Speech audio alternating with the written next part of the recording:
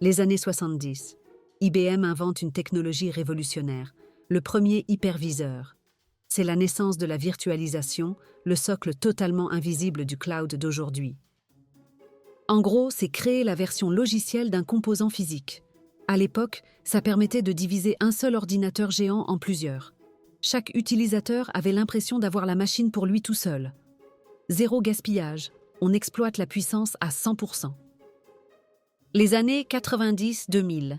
Le débit Internet explose. Et là, adieu l'installation de logiciels professionnels par CD-ROM sur chaque ordinateur. L'entreprise Salesforce révolutionne le marché.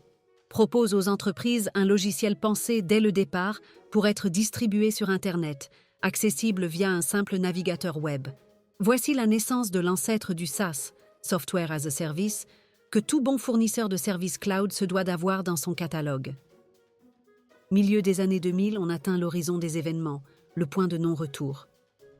En 2006, Amazon, qu'on connaissait à l'époque comme un simple vendeur de livres, lance son offre cloud.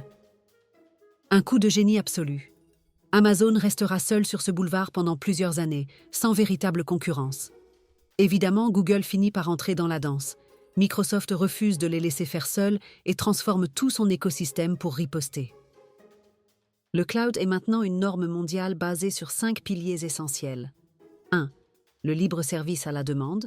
On clique sur un bouton et la ressource est disponible immédiatement. 2. Un accès réseau large bande.